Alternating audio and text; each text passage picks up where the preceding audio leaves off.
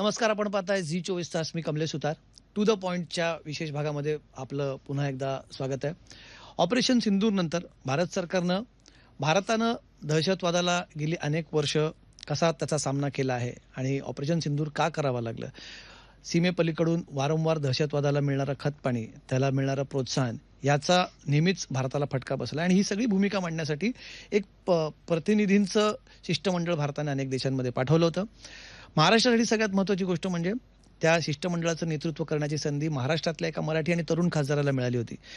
हे शिष्टमंडळ भारतात परत आलंय. डॉक्टर श्रीकांत शिंदे यांनी त्याचं नेतृत्व केलं होतं. डॉक्टर साहेब, स्वागत आहे नमस्कार. टू द पॉइंटमध्ये. आताच तुम्ही परत आलात, म्हणजे खरं तर अजूनही जेटलॅग असेल असं मी गृहीत धरतो, पण साधारणपणे किती 10 दिवसांचा की किती 2 आठवड्यांचा दौरा होता? 2 आठवड्यांचा 14 दिवस झाले. कसा होता अनुभव? कारण हे पहिल्यांदाच काहीतरी आंतरराष्ट्रीय पातळीवरती तुम्ही जाऊन भारताचं प्रतिनिधित्व करत होतात. काय होता अनुभव? अनुभव म्हणजे पहिल्यांदाच असं डेलिगेशन लीड करण्याची संधी मिळाली. त्यासाठी मी आपले प्रधानमंत्री नरेंद्र मोदीजींचं खूप खूप धन्यवाद व्यक्त करतो की त्यांनी माझ्यासारख्या एका तरुण खासदारावरती ही जबाबदारी दिली, एक डेलिगेशन लीड करण्याची. आणि त्या डेलिगेशनमध्ये सगळे सिनियर लोक होते आणि संपूर्ण जे डेलिगेशन्स होते 7, त्याच्यात सगळ्यात तरुण तर डॉक्टर श्रीकांत शिंदे. आणि सगळ्यात तरुण माणसाकडे नेतृत्व होतं. हा, आणि त्याच्यामध्ये सगळे सिनियर जे ज्यांचं कारकीर्द 34 वर्ष पार्लमेंटमध्ये, एस एस अहलुवालिया जी सारखे, आणि फॉर्मर मिनिस्टर राहिलेले, एटी बशीर मोहम्मद जे मुस्लिम लीग येतात, त्यांचा अनुभव 50 वर्षाचा पॉलिटिक्समध्ये, ते पण फॉर्मर मिनिस्टर. अतुल गर्ग सारखे लोक होते, ते पण मिनिस्टर. मनन मिश्रा, बासुरी स्वराजजी, त्या सुषमा स्वराज यांच्या कन्या. सस्मित पात्रा जे बीजेडीचे ऑपोजिशनचे फ्लोर लीडर आहेत तिथे राज्यसभेमध्ये. तर अशा सगळ्या लोकांचं नेतृत्व करण्याची एक संधी तिथे मिळाली. आम्ही सगळ्यांनी एक टीम म्हणून काम केलं आणि खूप मोठं एक्सपोजर ऍक्च्युली ह्या निमित्ताने मला मिळालं. वेगवेगळ्या देशांमध्ये जाता आलं, त्या देशांना समजता आलं, तिकडची इकॉनॉमी कशी चालते, काय परिस्थिती आहे, या सगळ्या गोष्टी. कुठे कुठे तुम्ही युएईला गेला होतात, काँगोला होतात, अजून इतर कुठल्या देशांत तुम्ही? आमच्याकडे 4 देशांची जबाबदारी दिली होती. युएई, डेमोक्रेटिक रिपब्लिक ऑफ काँगो, सिएरा लिओन आणि लायबेरिया. हे 3 देश वेस्ट आफ्रिकामधले आहेत आणि एक युएई मिडल ईस्ट. पण हे जे देश आहेत त्यातले 2 देश आहेत OIC नेशन्स, म्हणजे ऑर्गनायझेशन फॉर इस्लामिक कोऑपरेशन, जे धर्माच्या आधारावरती जो ग्रुप बनलेला आहे देशांचा. आणि पाकिस्तान पण त्याचा भाग आहे. आणि पाकिस्तान पण त्याचा भाग आहे OIC नेशन्सचा. तर म्हणून हे 2 नेशन्स खूप महत्वाचे. त्यातला अजून एक नेशन म्हणजे सिएरा लिओनच नॉन परमनंट मेंबर UN काउन्सिलमध्ये पण आहे, युनायटेड नेशन्सच्या सेक्युरिटी काउन्सिलमध्ये. त्याचबरोबर DR काँगो आणि लायबेरिया हे जे आहेत हे देखील नॉन परमनंट मेंबर्स युनायटेड नेशन्सच्या सेक्युरिटी काउन्सिलमध्ये आता पुढच्या वर्षासाठी होतील. तर हे महत्व होतं. लोकांना असं वाटत होतं की आता हे वेस्ट आफ्रिकामधले 3 देश कुठले देश आहेत हे. आम्ही पण जेव्हा आम्हाला जबाबदारी दिली तेव्हा आम्ही पण अगोदर ते शोधले देश की ऍक्च्युअल कुठे जायचंय करून. पण नंतर त्याचा अभ्यास केल्यानंतर कळलं की काही देश जे आहेत UN सेक्युरिटी काउन्सिलच्या निमित्ताने खूप महत्वाचे आहेत. काही डेलिगेशन्सला ब्रिक्स नेशनमध्ये पाठवलं. तर अशी ही एक वेगळी जबाबदारी आमच्यावरती होती. पण मग साधारणपणे तुम्ही तर म्हटलात की आम्ही नकाशावर पहिले देश शोधले की हे नक्की कुठले देश आहेत. पण मग इथे जाताना फोकस तुम्हाला ठरवून दिला होता की तुम्हाला जाऊन इथे हे बोलायचं की श्रीकांत शिंदे स्वतः ठरवतं की इथे जाऊन मला ही भूमिका मांडायची? आम्हाला बघा, जाण्याच्या 1 दिवस अगोदर ब्रीफिंग केली होती MEAच्या माध्यमाने, एक्सटर्नल अफेअर्सच्या मिनिस्ट्रीनी. तिथे फॉरेन सेक्रेटरी होते, तर त्यांनी ऑपरेशन सिंदूर बद्दलची माहिती, त्याचबरोबर गेले अनेक वर्ष कशा प्रकारे वेगवेगळे टेररिस्ट हमले आपल्या देशांवरती होत आलेले आहेत, कशा प्रकारे त्याच्यामध्ये पाकिस्तान इन्व्हॉल्ड आहे, कशा प्रकारे वेळोवेळी जेव्हा इंटरनॅशनल इन्व्हेस्टिगेशन झाले त्याचे संबंध, सगळे लिंक्स सगळ्या टेररिस्ट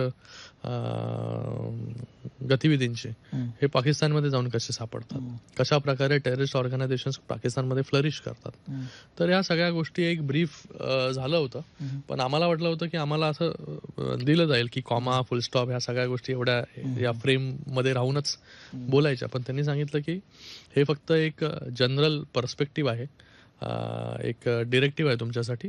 तुम्ही तिकडे गेल्यानंतर आम्हाला तुमच्यावरती सगळ्यांवरती विश्वास आहे की तिकडे जाऊन भारताची माझं चांगल्या प्रकारे आपण मांडाल. तर आम्ही देखील अभ्यास केला या सगळ्या देशांबद्दल आणि जाणून घेतलं की का आम्हाला नक्की ह्याच देशामध्ये पाठवलेलं आहे. अच्छा.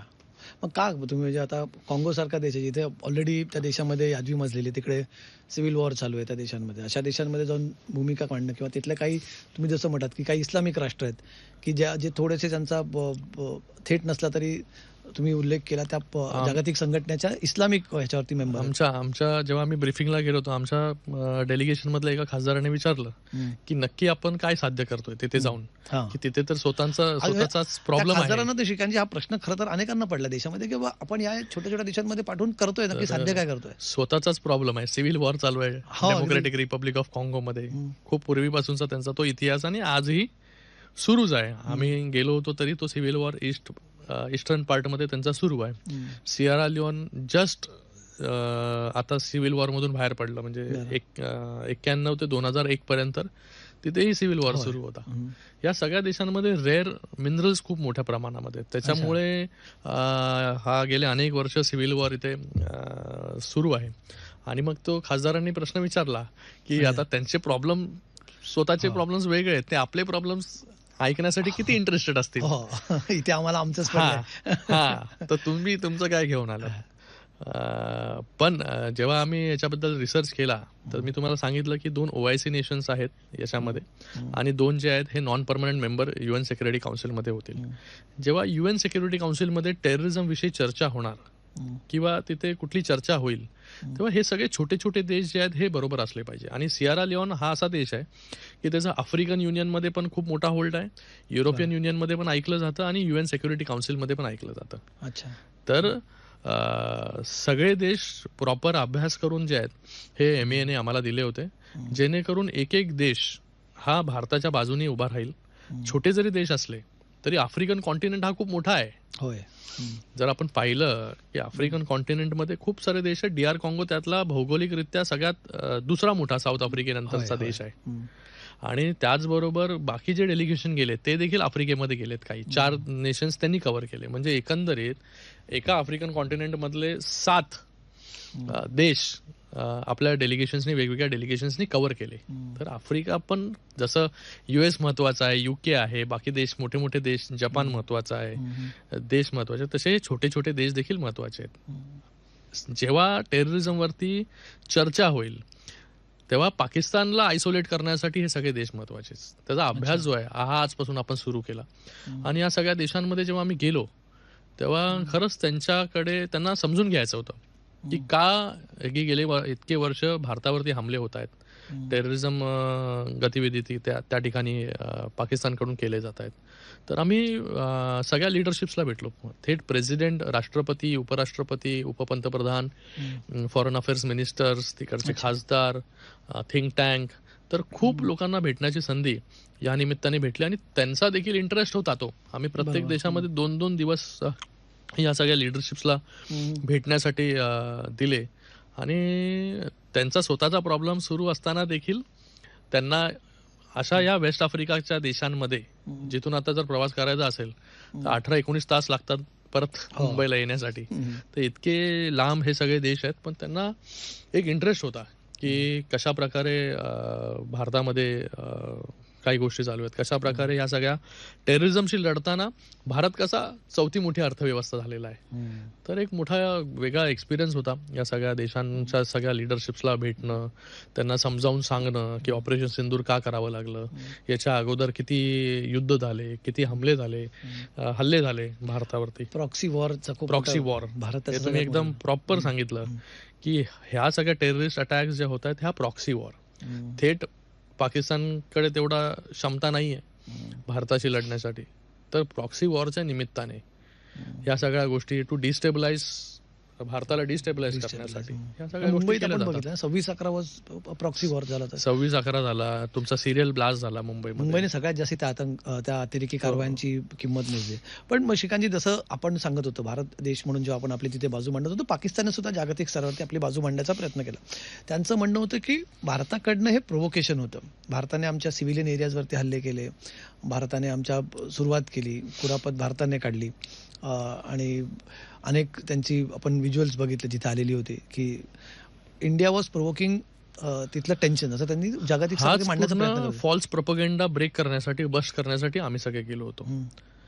जेव्हा दोन राष्ट्राचे लोक भेटतात तेव्हा खूप गोष्टी डिटेलमध्ये चर्चा होती. तर त्याही लोकांना काही असा फॉल्स प्रोपगेंडा केला होता की भारत हा कशा प्रकारे ॲग्रेसर आहे, नेहमीच हा इनिशिएट घेत असतो. तर ह्या सगळ्या आम्ही जाऊन तिथे पाकिस्ताननी तो फॉल्स प्रोपगेंडा क्रिएट केला होता की कशा प्रकारे पाकिस्तान हा ॲग्रेसर आहे. भारताने नेहमी शांतीची भूमिका घेतली आहे, पीस टॉक्सची भूमिका घेतली आहे, डायलॉग्स नेहमी कसे भारताने केले. आपले 2 प्रधानमंत्री कशा प्रकारे पाकिस्तानमध्ये गेले, तिथे जाऊन भेटले, तिथे वेगवेगळे डिक्लेरेशन साईन केले. लाहोर डिक्लेरेशन फॉर एक्झाम्पल असेल, अटल बिहारी वाजपेयी जेव्हा गेले होते, त्याच्यानंतर लगेच कारगिल घडलं. प्रत्येक वेळेस जेव्हा आता आपण आपले प्रधानमंत्री जेव्हा गेले त्यानंतर लगेच मुंबई हल्ला झाला. तर प्रत्येक वेळेस जेव्हा आपण टॉक्स इनिशिएट केले, डायलॉग इनिशिएट केला, तर बॅकस्टॅबिंग करण्याचं काम पाकिस्ताननी केलं. प्रत्येक वेळ हल्ला करण्याचं काम पाकिस्ताननी केलं, सीज फायर व्हायोलेशन करण्याचं काम पाकिस्ताननी केलं. या सगळ्या गोष्टी आम्ही त्यांना पटवून देऊन एव्हिडन्ससह सिरीज वाईज, डेट वाईज ह्या सगळ्या गोष्टी त्यांना सांगण्यासाठी आम्हाला खूप वेळ मिळाला तिथे, आणि त्यांना समजण्यासाठी देखील खूप वेळ मिळाला.